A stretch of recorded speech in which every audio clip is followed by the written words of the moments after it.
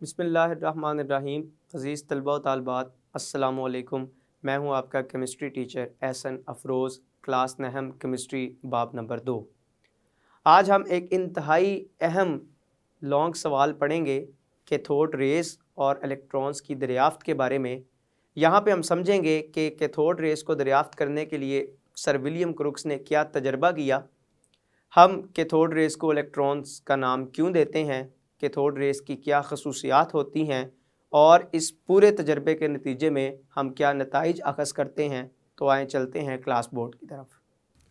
Electrons की दरियाफ्त और cathode rays. Cathode rays की दरियाफ्त किसी एक साइंसदान का कारनामा नहीं है।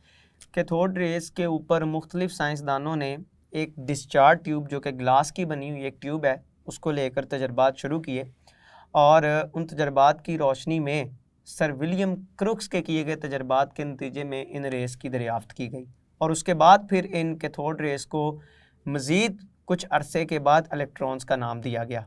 लेकिन यहाँ पे हम सिर्फ यही पढ़ेंगे कि कैथोड रेस को किसने दरियाफ्त किया और ये सिर्फ सादा सी बात सीखेंगे कि इनको इलेक्ट्रॉन्स क्यों बोला जाता है।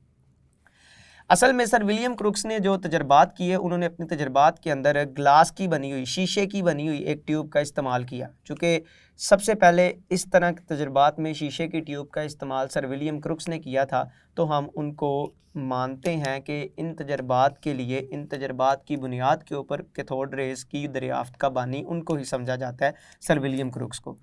तो 1879 के अंदर उन्होंने शीशे की बनी एक ग्लास ट्यूब ली और उसकी मदद से कुछ तजर्बा किया और उस तजर्बे के नतीजे में इन रेस को दरियाफ्त किया।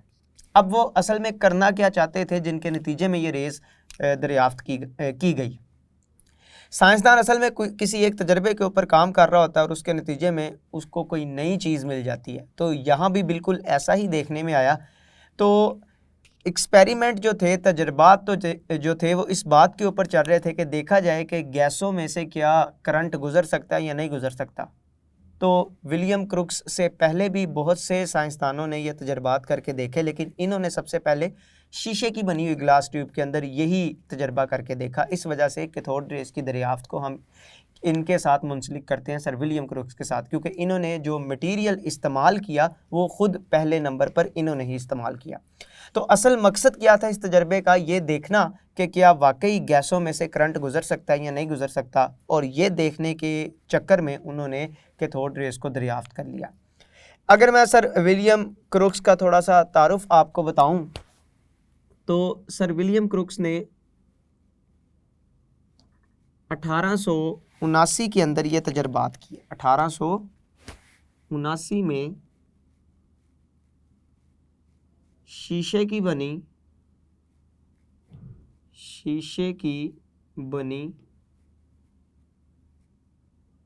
ग्लास ट्यूब का इस्तेमाल किया। सर विलियम क्रुक्स जो थे वो भी एक बरतानवी साइंसदान थे और ये केमिस्ट्री के भी माहिर थे, कीमिया के भी माहिर थे और साथ साथ फिज़िक्स के भी माहिर थे, और इन्होंने स्पेक्ट्रोस्कोपी के ऊपर भी बहुत सा काम कर रखा हुआ है। स्पेक्ट्रोस्कोपी से मुराद ये केमिस्ट्री की एक ऐसी शाख है जिसमें हम किसी भी जिस्म के ऊपर जब रोशनी आकर पड़ती है तो क्या तब्दीलियाँ रूनुमा होती हैं, उनके बारे में इल्म हासिल करते हैं। तो उस शाख के अंदर भी इन्होंने अपना बड़े अहम कारनामे सर अंजाम कर रखे हुए हैं। तो खैर उसी बुनियाद पर इनको जाना भी जाता है। तो इन्होंने शीशे की बनी ग्लास ट्यूब का इस्तेमाल किया। ज़रा देखते हैं इन्होंने उस ट्यूब की मदद से जो तजर्बा किया वो तजर्बा किस तरह का था। मैंने आपको बता दिया कि इस तजर्बे का असल मकसद ये जानना था कि देखा जाए कि गैसों में से क्या करंट गुजर सकता है या गैसें नॉन कंडक्टर की शक्ल में पाई जाती हैं, कि वो इंसुलेटर के तौर पर काम करती हैं, कि ऐसा तो नहीं है। तो ये देखने के लिए ये तजर्बा किया गया। अब इन्होंने इस तजर्बे के दौरान किया क्या, इन्होंने ग्लास की बनी हुई, शीशे की ग्लास की बनी हुई एक ट्यूब का इस्तेमाल किया।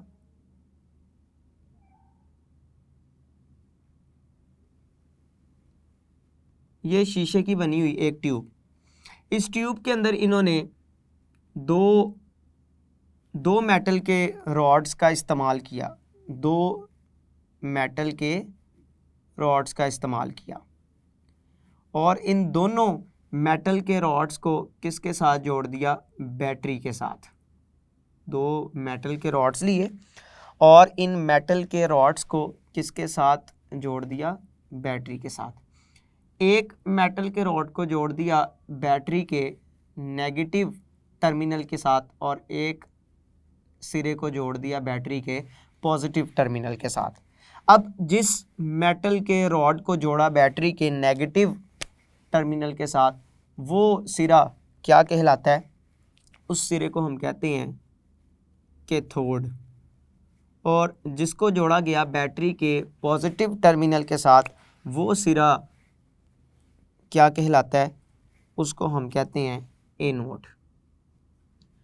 कैथोड के ऊपर चार्ज होता है पॉजिटिव, क्योंकि इसको कैथोड के ऊपर चार्ज होता है नेगेटिव, क्योंकि इसको बैटरी के नेगेटिव हिस्से के साथ जोड़ा गया है। और एनोड के ऊपर चार्ज होता है पॉजिटिव, क्योंकि इसको बैटरी के पॉजिटिव हिस्से के साथ जोड़ा गया है। तो ये एक ग्लास ट्यूब जिसके अंदर दो मेटल के रॉड्स और इन मेटल के रॉड्स को जोड़ा गया किसके साथ, बैटरी के पॉजिटिव और नेगेटिव टर्मिनल के साथ। इसी के साथ साथ इस ग्लास ट्यूब के अंदर ये एक छोटा सा होल होता है और इस होल की मदद से हम यहाँ पर क्या पैदा करते हैं, वैक्यूम। क्या पैदा करते हैं, वैक्यूम पैदा करते हैं इस छोटे से होल की मदद से। वैक्यूम पैदा करने का मकसद ये होता है कि इस ट्यूब के अंदर जो हवा का प्रेशर है उसको कम से कम रखा जाए। मैंने आपको शुरू में ही ये बात बता दी कि तजर्बा असल में ये चेक करने के लिए किया गया था कि क्या गैसें इलेक्ट्रिसिटी को अपने अंदर से गुजरने देती हैं या नहीं, मतलब करंट को गुजरने देती हैं कि नहीं, कंडक्टर हैं या नॉन कंडक्टर हैं, मतलब कंडक्टर हैं या इंसुलेटर हैं, तो गैसें क्या हैं। तो उस मकसद के लिए क्या किया गया, इस ट्यूब के अंदर एक गैस को भी भरा गया, ठीक है, और गैस को भरने के बाद अंदर से जितनी भी हवा थी उसको वैक्यूम की मदद से क्या कर दिया गया, बाहर निकाल दिया गया। क्योंकि इन गैस के ज़र्रात के ऊपर, इन गैस के मॉलिक्यूल्स के ऊपर हवा कुछ ना कुछ प्रेशर लगा रही है और उस प्रेशर की वजह से गैस के मॉलिक्यूल्स आपस में टकराएंगे। जब गैस के मॉलिक्यूल्स आपस में टकराएंगे तो हमने इन दोनों रॉड्स के साथ जो बैटरी को जोड़ा हुआ है, जब मैं यहाँ पर पोटेंशियल दूंगा, इस बैटरी को करंट दूंगा, तो जब करंट गुजरेगा तो करंट गुजरते दौरान हवा के प्रेशर की वजह से मॉलिक्यूल्स का टकराव होगा और टकराव होने से वो करंट आगे गुजर नहीं सकेगा, तो मुझे पता नहीं चल पाएगा कि क्या गैसों में से करंट गुजर सकता है या नहीं गुजर सकता। तो मकसद ये था इस तजर्बे का कि चेक किया जाए, ये देखा जाए कि क्या वाकई ही ये जो गैस है ये करंट को गुजरने देती है कि नहीं। तो उस मकसद के लिए ये किया गया कि अंदर से हवा को ख़त्म कर दिया गया ताकि पता चल जाए कि ये कंडक्ट कर सकती है या नहीं कर सकती।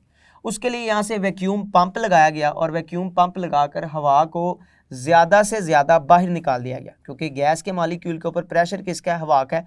अगर हमने प्रेशर को कम करना है तो प्रेशर को कम करने के लिए ट्यूब के अंदर भरी हुई हवा को क्या करेंगे, बाहर निकाल देंगे।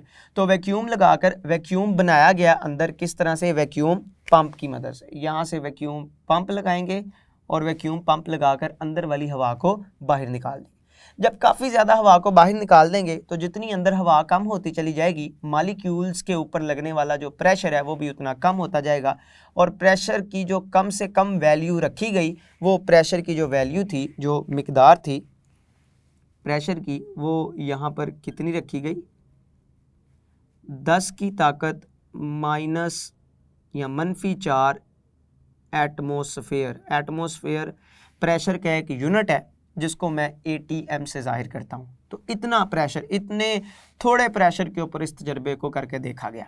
तो मकसद था चेक करना कि ये देखना कि गैस में से करंट गुजर सकता है या नहीं। तो खैर उन्होंने क्या किया, एक ट्यूब ली, ट्यूब के अंदर उन्होंने एक गैस भरी। ये गैस कोई भी हो सकती है, हाइड्रोजन, नाइट्रोजन, ऑक्सीजन, कोई भी ये गैस, हीलियम, कोई भी गैस हो सकती है।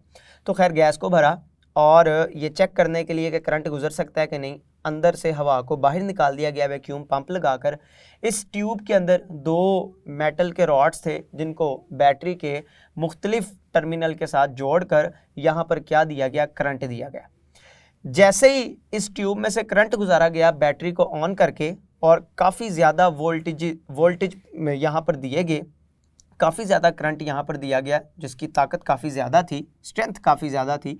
तो जैसे ही करंट दिया गया तो इन्होंने इस बात का मुशाहिदा किया कि इस ट्यूब के अंदर कुछ रेस बनना शुरू हो गई हैं, और वो रेस जो हैं वो कैथोड की सतह से निकलती हैं और एनोड की तरफ हरकत करना शुरू कर देती हैं। इन्होंने इन रेस को क्या नाम दे दिया? कैथोड रेस का नाम दे दिया।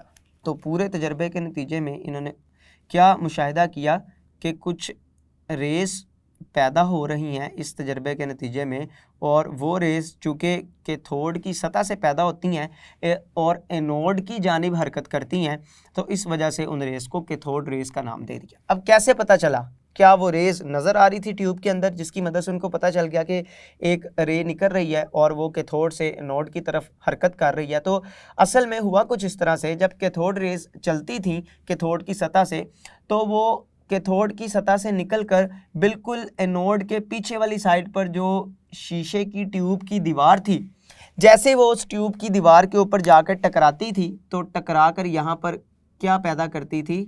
एक चमक पैदा करती थी। क्या पैदा करती थी? चमक।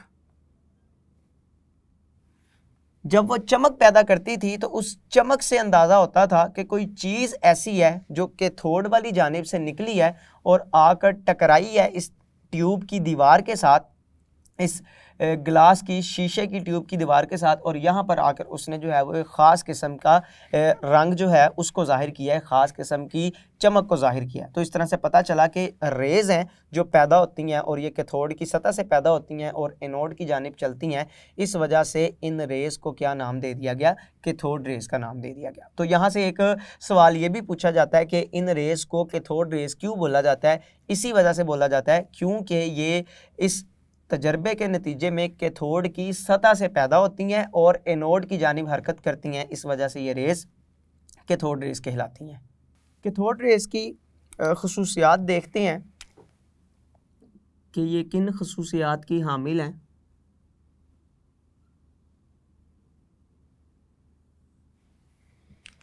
पहले नंबर पर है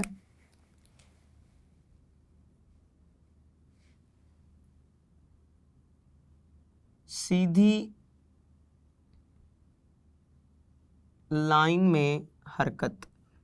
ये पहली खसूसियत है कैथोड रे की। ये देखा गया इस तजर्बे के नतीजे में कि जो कैथोड रे कैथोड की सतह से निकलती हैं वो बिल्कुल सीधी लाइन में हरकत करती हैं, वो बिल्कुल सीधी लाइन में मूव करती हैं, कैथोड की सतह से निकलती हैं और सीधी बिल्कुल ही मुखालिफ सिमत में जाते हुए जब ट्यूब की दीवार के ऊपर जाकर टकराती हैं तो वहाँ पे एक ख़ास किस्म के रंग की चमक पैदा करती हैं, जिससे हमें पता चलता है कि इनकी जो हरकत है वो किस तरह की है? सीधी लाइन। तो कैथोड रेस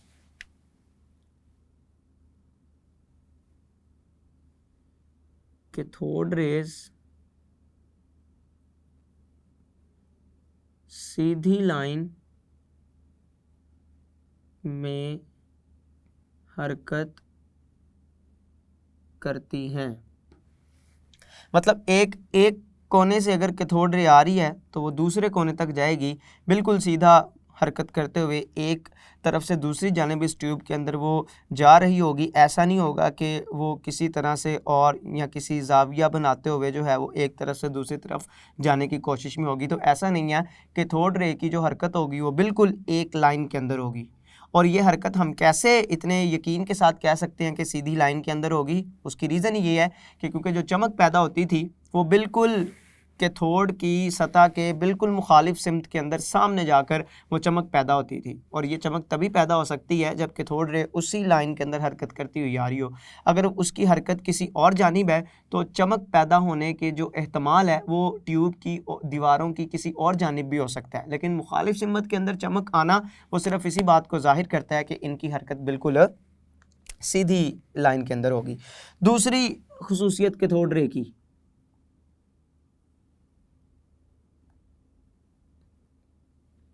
साया बनाना।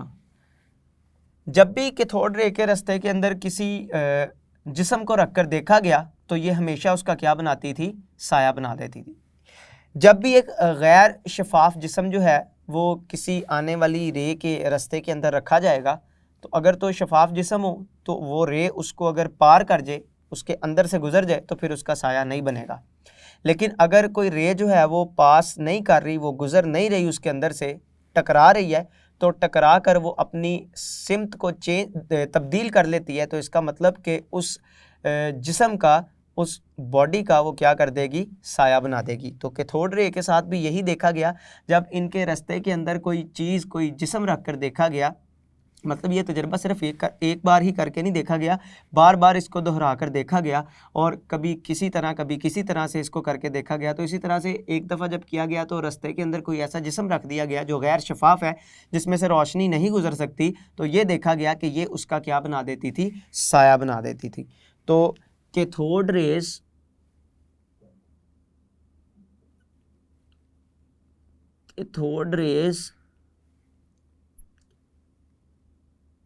के रास्ते में जब भी कोई गैर शफाफ जिस्म रखा जाता, तो ये उसका साया बना देती।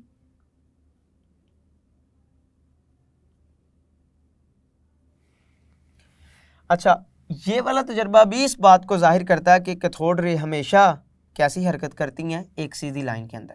मतलब अगर मैंने इनके रास्ते के अंदर यहाँ पे ये कोई जिस्म है जो मैंने इनके रास्ते में रख दिया है, तो अगर तो ये सीधी लाइन में हरकत करेगी और इसके साथ टकराएगी, तभी इसका साया जो बनेगा वो आगे जाकर किसी शक्ल के अंदर मेरे पास आएगा। अगर इसकी हरकत किस तरह की होगी, एक सीधी लाइन के अंदर हरकत होगी, तभी उस जिस्म का क्या बनेगा, साया बनेगा। लेकिन अगर इसकी हरकत सीधी लाइन में नहीं है, तो हो सकता है ये रे गुजरते हुए उस जिस्म के साथ टकराए ना। जब टकराएगी नहीं, तो फिर ये उसका साया भी नहीं बनाएगी। तो ये दूसरे नंबर पर जो मैंने खसूसियत लिखी है, ये पहली वाली खसूसियत को भी सच साबित करती है कि साया बनाने का मकसद यही है कि ये सीधी लाइन के अंदर हरकत कर रही है। इसके साथ मज़ीद इसकी खसूसियात को मद्देनज़र रखने के लिए हमने डिस्चार्ज ट्यूब के गिर्द, इस ट्यूब को डिस्चार्ज ट्यूब कहते हैं, इस ट्यूब के गिर्द हमने इलेक्ट्रिक फील्ड भी लगा कर देखी, और उस इलेक्ट्रिक फील्ड के अंदर हमने इन कैथोड रे के असर को भी, इसका भी मुशाहिदा किया। तो इलेक्ट्रिक फील्ड के अंदर ये कैथोड रेस जो थी ये झुक जाती थी एक जानिब। इलेक्ट्रिक फील्ड में झुकाव, देखते हैं किस तरफ झुक जाती थी, इनका झुकाव किस जानिब था इलेक्ट्रिक फील्ड के अंदर।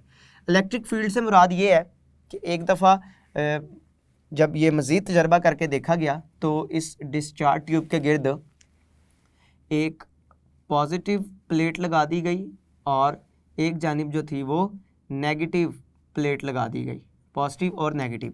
और फिर देखा गया कैथोड रे की जो हरकत है उस पर क्या तब्दीली आती है। तो ये देखा गया कि जब पॉजिटिव और नेगेटिव प्लेट के दरमियान ये कैथोड रेस गुजरती थी, तो गुजरते दौरान ये पॉजिटिव प्लेट की तरफ अपना झुकाव जाहिर करती थी। ये गुजरते गुजरते पॉजिटिव प्लेट की तरफ जो थी वो झुक जाती थी। कैसे पता चलता था कि पॉजिटिव प्लेट की तरफ झुकती थी?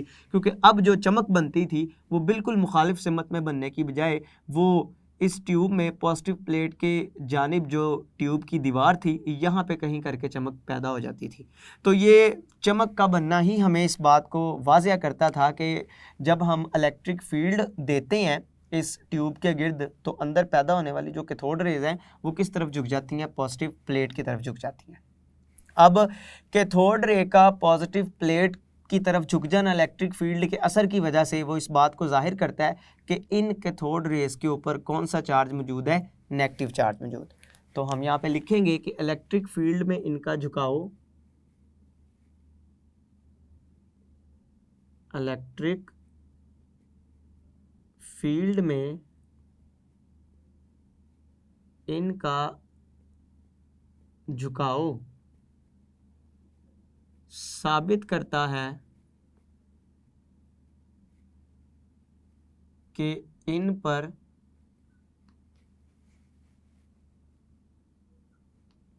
नेगेटिव चार्ज मौजूद होता है, क्योंकि आपने पढ़ा कि जो मुखालिफ चार्जेस होते हैं वही एक दूसरे को अपनी तरफ खींचते हैं या अट्रैक्ट करते हैं। तो अगर ये पॉजिटिव प्लेट की तरफ अट्रैक्ट हो रही है, खींची चली जा रही है इस ट्यूब के अंदर, तो इसका मतलब इसके अपने ऊपर कौन सा चार्ज होगा? नेगेटिव, क्योंकि मुखालिफ चार्ज एक दूसरे को क्या करते हैं? अपनी तरफ खींचते हैं। मजीद इसकी एक खसूसियत देखें कैथोड रे की। ये देखा गया कि ये टेम्परेचर में क्या करती हैं? इजाफा, टेम्परेचर में इजाफा। मतलब ये कि इनके रास्ते में जब कोई जिस्म रखा जाता है तो उस जिस्म का अगर दर्जा हरारत कम हो तो कैथोड रे के टकराने के बाद उस जिस्म का दर्जा हरारत बढ़ जाता है। और ये भी बात इस तजर्बे से साबित होती है कि ये एनर्जी वाली शुआएँ हैं, ये एनर्जी वाली रेज़ हैं, ये एनर्जी वाली रेडिएशंस हैं, क्योंकि जब भी किसी जिस्म के ऊपर कोई एनर्जी वाली चीज़ आकर टकराती है तो तभी उस जिस्म का दर्जा हरारत बढ़ जाता है। मैं मिसाल के तौर पर अगर मैं अपने एक हाथ के ऊपर दूसरे हाथ की मदद से ताली बजा रहा हूँ तो जितनी ज़ोर से मैं ताली बजाऊंगा मेरा दूसरा हाथ उतनी ही ज़्यादा शिद्दत के साथ गर्म होना शुरू हो जाएगा। या मैं अगर एक हाथ के ऊपर दूसरा हाथ रगड़ना शुरू करता हूँ तब भी मेरा एक हाथ गर्म हो जाएगा। मतलब जब एक चीज़ के ऊपर दूसरी चीज़ आकर टकरा रही है और अगर वो चीज़ एनर्जी के साथ आकर टकराती है तो फिर ही जिसके ऊपर टकरा रही है उसके दर्जा हरारत में क्या कर देगी? इजाफा कर देगी। तो यहाँ पर भी इसी चीज़ का मुशाहिदा किया गया कि कैथोड रेस जब किसी जिस्म के ऊपर गिरती थी तो ये उसका दर्जा हरारत बढ़ा देती थी। कैथोड रेस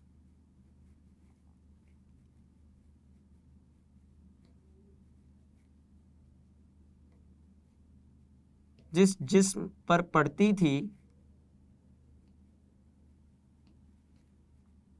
उसका दर्जा हरारत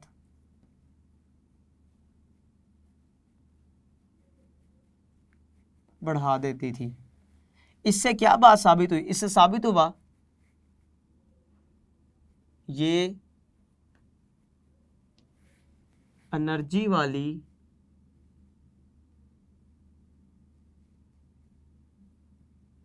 रेडिएशंस हैं। तो इससे क्या बात साबित हुई कि ये एनर्जी रखती हैं, एनर्जी वाली रेडिएशंस हैं, क्योंकि जब टकराती हैं तो दर्जा हरारत को बढ़ा देती हैं। एक इसकी पांचवी खसूसियत है कैथोड रेस की चार्ज और मास की निस्बत। तो जे थॉमसन ने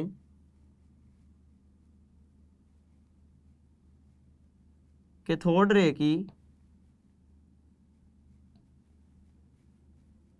जे थॉमसन ने कैथोड रेस की चार्ज और मास की निस्बत को मालूम किया पहली मर्तबा, और इसकी एक ख़ास वैल्यू उन्होंने मालूम की जो कि बनती है 1.7588 ज़रब 10 की ताकत 11 कूलम फ़ी किलोग्राम। मतलब अगर हमारे पास 1 किलोग्राम इलेक्ट्रॉन्स हों तो 1 किलोग्राम इलेक्ट्रॉन्स पर मुकम्मल जो चार्ज होगा वो 1.7588 ज़रब 10 की ताकत 11 कूलम चार्ज होगा। तो ये उनने ख़ास किस्म के तजर्बे के ज़रिए इस निस्बत को मालूम किया कैथोड रेस की। मज़ीद अगर हम बात करें कैथोड रेस रंग या चमक पैदा करती हैं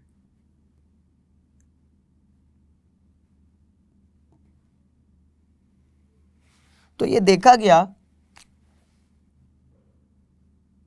कि कैथोड रेस जब डिस्चार्ज ट्यूब की दीवारों से टकराती थी तो ख़ास किस्म की चमक पैदा करती थी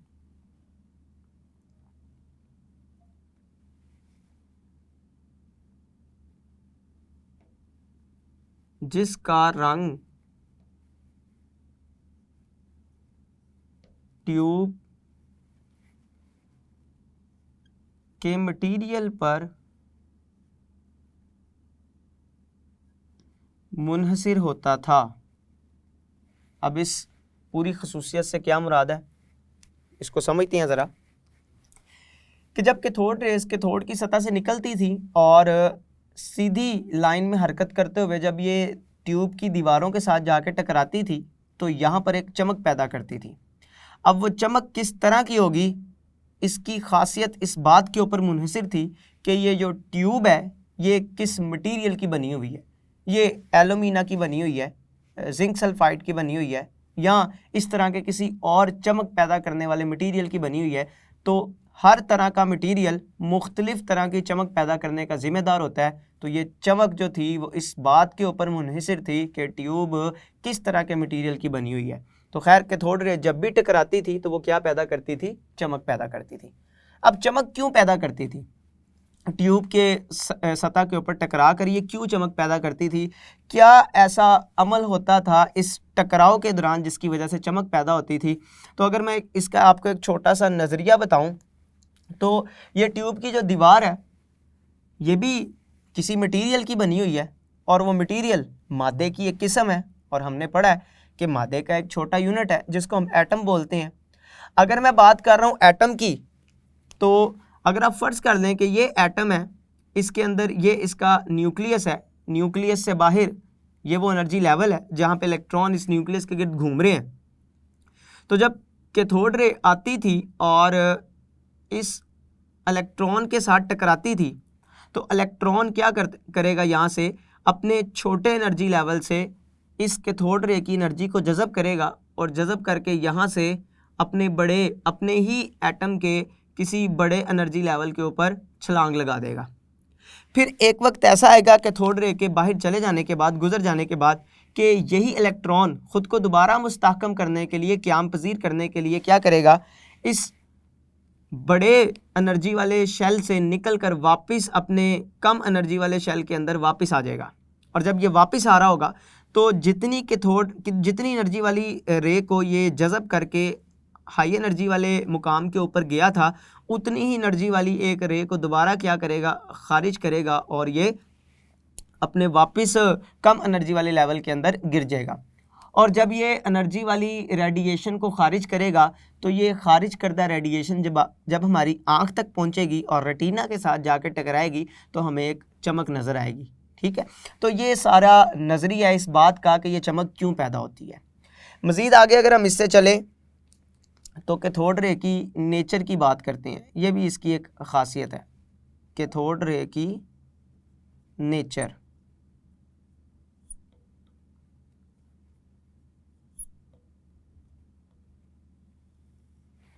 तो कैथोड रेस की जो नेचर थी वो डिस्चार्ज ट्यूब के अंदर भरी हुई, ना गैस के ऊपर उसका इन्हिसार था और ना ही जो हम मेटल के रॉड्स इस्तेमाल करते हैं जहाँ से कैथोड रे पैदा हो रही है, ना ही उसके ऊपर ये मुनहसर थी। तो कैथोड रेस की नेचर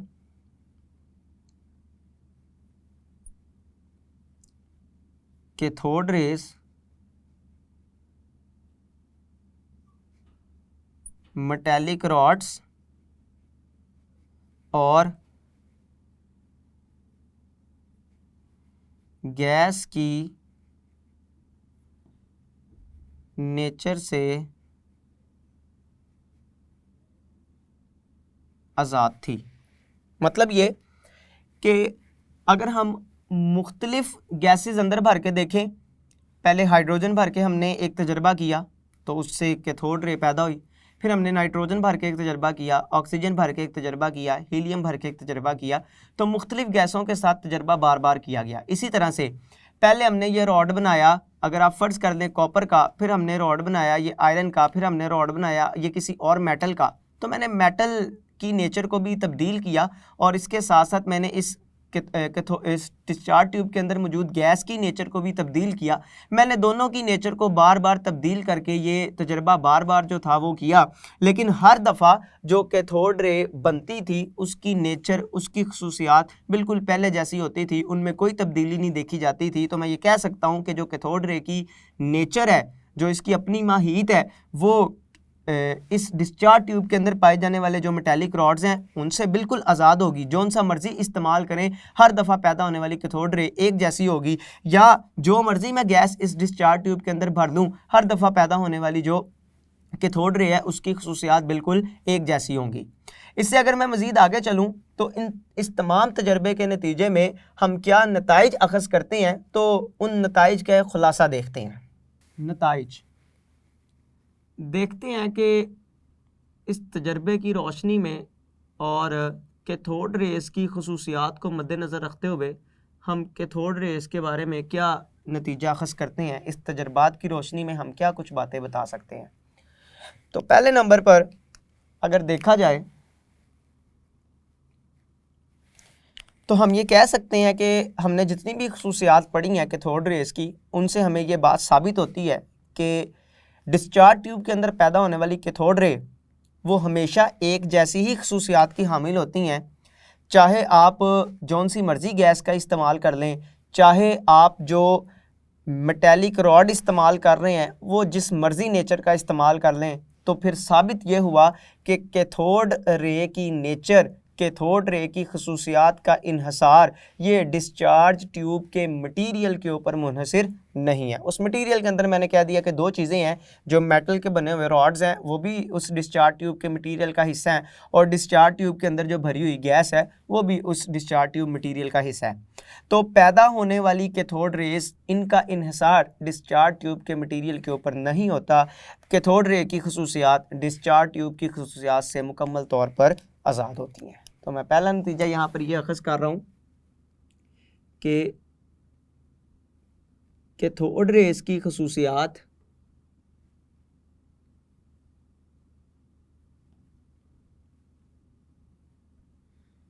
का इन्हसार डिस्चार्ज ट्यूब में मौजूद या डिस्चार्ज ट्यूब के मटीरियल पर नहीं होता। डिस्चार्ज ट्यूब के मटीरियल से यहाँ पे मुराद क्या है? डिस्चार्ज ट्यूब के मटीरियल से मेरी मुराद है दो चीज़ें। पहले नंबर पर इसमें पहले नंबर पर मैं कहूँगा कि मेटालिक रॉड्स की नेचर और डिस्चार्ज ट्यूब में पाई जाने वाली गैस की नेचर, ये दो बातें हैं जिसके लिए मैंने डिस्चार्ज ट्यूब के मटीरियल का लफ्ज़ इस्तेमाल कर दिया कि कैथोड रे हर दफ़ा तजर्बा बदल बदल कर इन चीज़ों को बदल बदल कर किया गया और हर दफ़ा देखा गया कि डिस्चार्ज ट्यूब के अंदर जो कैथोड रे पैदा होती थी उसकी खसूसियात बिल्कुल एक जैसी होती थी। दूसरे नंबर पर मैं ये कह सकता हूँ, मैं ये नतीजा अखज़ कर सकता हूँ इस एक्सपेरिमेंट के नतीजे में, इस एक्सपेरिमेंट के ज़रिए मैं ये मुशाहदा करता हूँ और ये नतीजा निकालता हूँ कि कैथोड रेस अपने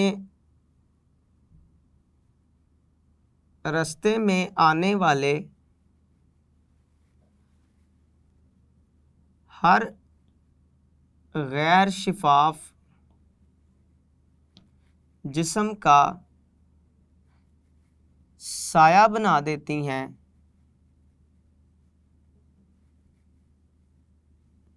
यानी ये सिर्फ रेज नहीं है बल्कि तेज रफ्तार मटेरियल पार्टिकल्स हैं। तो कैथोड रे जब भी अपने रास्ते के अंदर कोई गैर शफाफ जिस्म के साथ टकराती थी तो ये उसका क्या बना देती थी, साया बना देती थी। इसकी मिसाल भी मैंने आपको देकर समझाई थी कि ये हमारे पास एक डिस्चार्ज ट्यूब थी। इस डिस्चार्ज ट्यूब के अंदर दो मेटल के रॉड्स थे। उन दोनों मेटल के रॉड्स को हमने बैटरी के साथ जोड़ दिया। एक को बैटरी के नेगेटिव टर्मिनल के साथ जोड़ दिया, एक को बैटरी के पॉजिटिव टर्मिनल के साथ जोड़ दिया।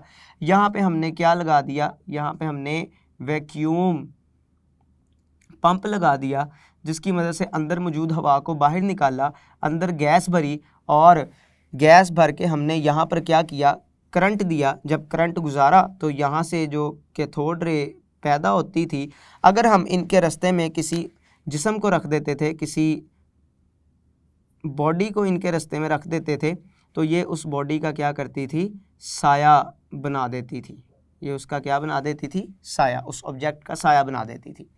तो जब किसी चीज़ को टकरा कर ये उसका साया बना रही हैं, किसी गैर शफाफ जिस्म को टकरा कर, तो इसका मतलब कि एनर्जी वाली हैं, साया बना रही हैं, टकरा कर पलट रही हैं, उसमें से गुजर नहीं पा रही, ठीक है, एनर्जी है।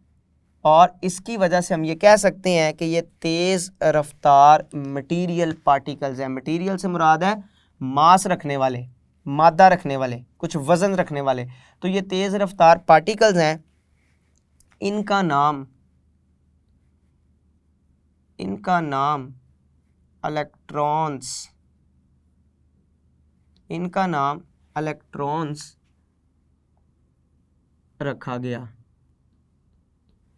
ये बाद में स्टोनी एक साइंसदान का नाम था जिसने इन कैथोड रेस को बोला, चूँकि ये मटेरियल पार्टिकल हैं और इनकी बिल्कुल खसूसियात वैसे ही हैं जैसे इलेक्ट्रॉन की हैं, तो असल में ये मटेरियल पार्टिकल जो कैथोड रेज हैं ये इलेक्ट्रॉन्स ही हैं। तो स्टोनी ने इनको ये नाम दिया था। आप बड़ी क्लासेस के अंदर चलकर ये बात पढ़ेंगे भी और वहाँ पर इससे ज़्यादा तफसील के साथ इसको समझेंगे भी। ये मैं दूसरा नतीजा निकालता हूँ अपनी इन तमाम खसूसियात की मदद से जो मैंने कैथोड रेस के अंदर पढ़ी हैं। तीसरे नंबर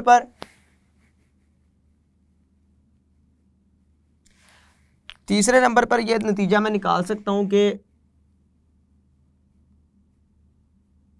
हर किस्म का मादा एक जैसी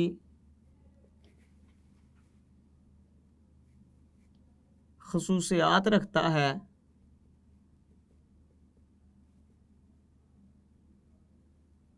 तो इसका मतलब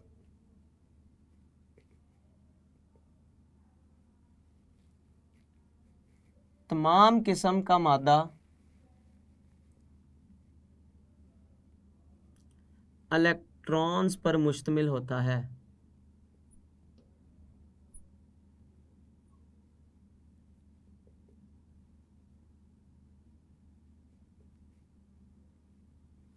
अब चूंकि हम डिस्चार्ज ट्यूब के अंदर ये जो मटेरियल इस्तेमाल करते थे, चाहे डिस्चार्ज ट्यूब के अंदर भरी हुई गैस के मॉलिक्यूल्स हैं या चाहे डिस्चार्ज ट्यूब के अंदर ये दो तरह के इलेक्ट्रोड्स हैं, मैं बात कर रहा हूँ कैथोड की और एनोड की,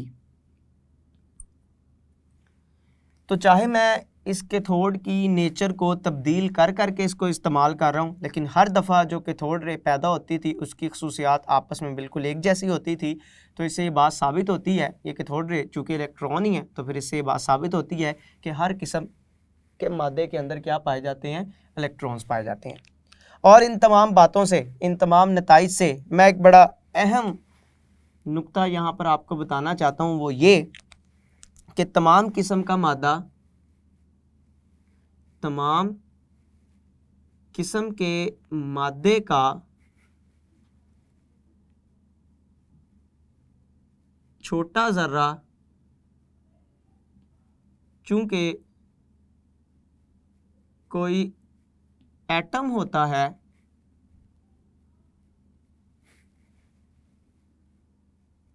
तो इसका मतलब इलेक्ट्रॉन्स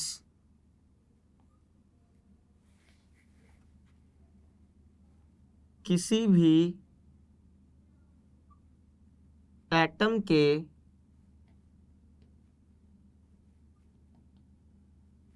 बुनियादी ज़रात होते हैं। किसी भी एटम के अंदर 3 बुनियादी ज़रात पाए जाते हैं, 3 बुनियादी सब एटॉमिक पार्टिकल पाए जाते हैं किसी भी एटम के अंदर। अगर हम एटम की साख्त को देखते हैं तो हमने ये बात पहले भी पढ़ रखी हुई है कि एटम के बिल्कुल दरमियान में न्यूक्लियस मौजूद होता है, और अगर मैं उस न्यूक्लियस के गिर्द देखूं तो मुख्तलिफ एनर्जी लेवल्स हैं। इन एनर्जी लेवल्स को हमने शेल्स का नाम भी दिया हुआ है। इन एनर्जी लेवल को हम ऑर्बिट्स के नाम से भी जानते हैं। इस बाब के अंदर भी आगे चलकर हम इनको तफसीलन पढ़ते रहेंगे।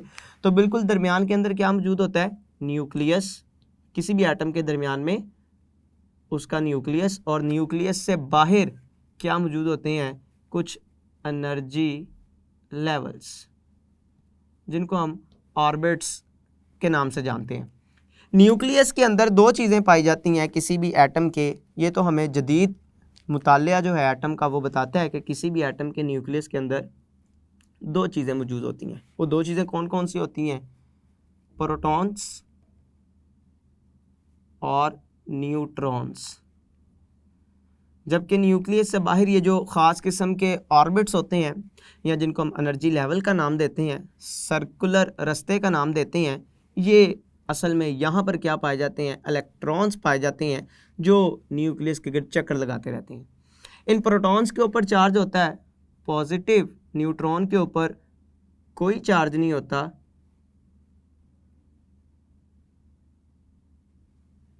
और इलेक्ट्रॉन के ऊपर कौन सा चार्ज है वो मैंने जाहिर भी कर दिया कि इसके ऊपर नेगेटिव चार्ज होता है। तो चूंकि तमाम किस्म के मादे का जो छोटा ज़र्रा है वो कोई ना कोई एटम होगा, और इसका मतलब फिर ये निकलता है कि इलेक्ट्रॉन हर एटम का एक बुनियादी ज़र्रा होंगे, क्योंकि हमने मुख्तलिफ़ किस्म का मादा इस्तेमाल करके देखा, और हर किस्म के मादा से पैदा होने वाले जो कैथोड रेस थी उनकी खसूसियात एक जैसी होती थी। कैथोड रे चूँकि मटीरियल पार्टिकल है जिनको स्टोनी ने इलेक्ट्रॉन बोला, और ये हर किस्म के मादे के अंदर पाए जाते हैं। तो इससे मुराद ये कि मादा एटम के ऊपर मुश्तमिल है, तो हर एटम का इलेक्ट्रॉन एक बुनियादी हिस्सा होंगे। अज़ीज़ तलबा व तालिबात, आज के लेक्चर में आपने सर विलियम क्रुक्स के बारे में थोड़ा सा जाना, और फिर हमने ये देखा कि इन्होंने किस तरह से डिस्चार्ज ट्यूब तजर्बा ये लेबॉर्ट्री के अंदर किया, और इस तजर्बे की रोशनी में जो कैथोड रेस दरियाफ़्त की गई उनकी अहम खसूसियात कौन कौन सी थी। और इन तमाम खसूसियात को मद्देनज़र रखते हुए हमने ये नतीजा निकाल लिया कि मादा चूँकि एटम के ऊपर मुश्तमिल है, और एटम के जो सबसे बुनियादी ज़र्रात हैं उनमें से एक इलेक्ट्रॉन भी है। कैथोड रे को स्टोनी ने इलेक्ट्रॉन का नाम दिया, लेकिन कैथोड रे की दरियाफ्त इस डिस्चार्ज ट्यूब तजर्बे के नतीजे में हुई जो सर विलियम क्रुक्स ने 1879 के अंदर पेश किया। मैं उम्मीद करता हूँ आज के लेक्चर की आपको बखूबी समझ आई होगी, आप इसको अच्छी तरह से तैयार करेंगे। अल्लाह आपका हामी व नासिर है। अस्सलामु अलैकुम।